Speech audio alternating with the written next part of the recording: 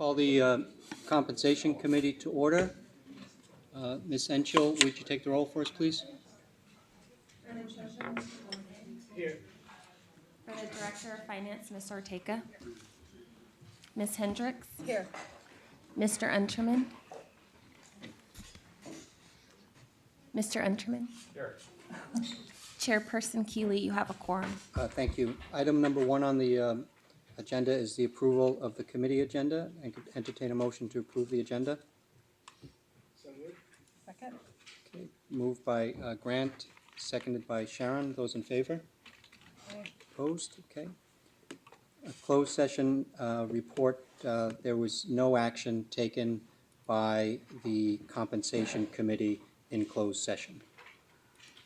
Which brings us to item number 4, which is the consent agenda action, the approval of the minutes from June 5th. I'd entertain a motion for approval, please.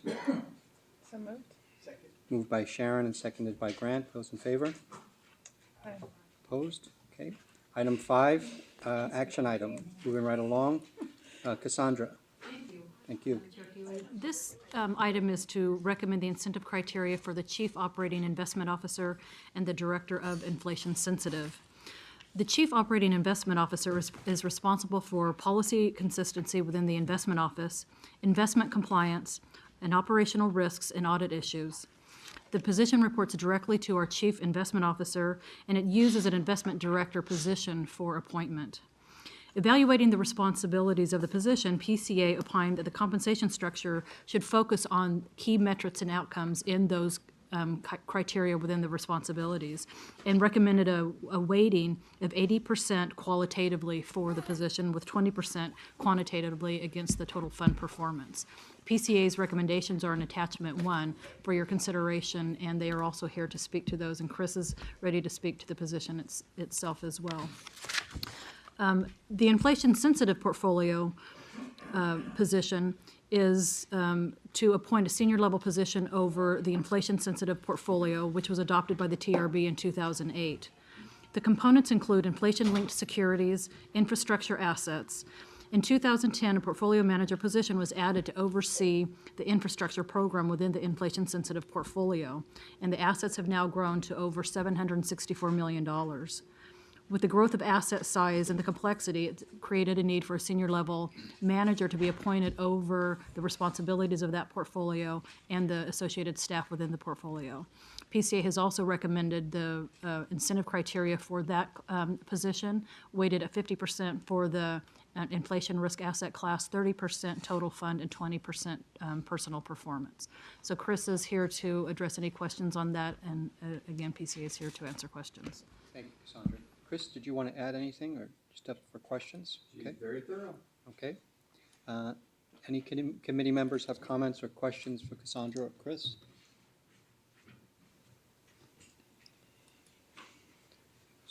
Okay, seeing none.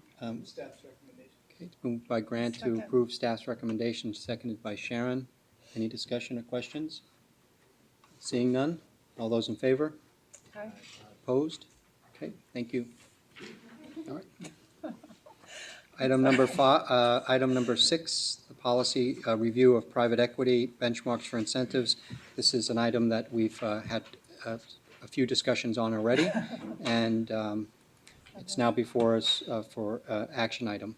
Right. This action item is in response to the decision that was made at the investment committee, where there had been quite a bit of discussion on evaluating and changing the benchmark for the private equity asset class.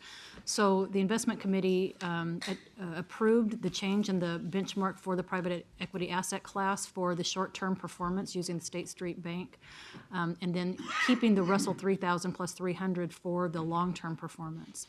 The benchmark change then results in a need for changing the compensation committee policy so that the incentive criteria can be applied appropriately. So this item is the recommended change to the policy that is in alignment with the investment policy that was changed in July. Okay.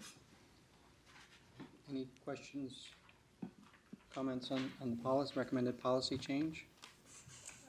Move approval of staff recommendation. Okay, it's moved by Sharon to approve staff's recommendation. Is there a second? Seconded by Grant. All those in favor, say aye. Aye. Opposed? Okay, thank you. Item 6 passes. Item 7 is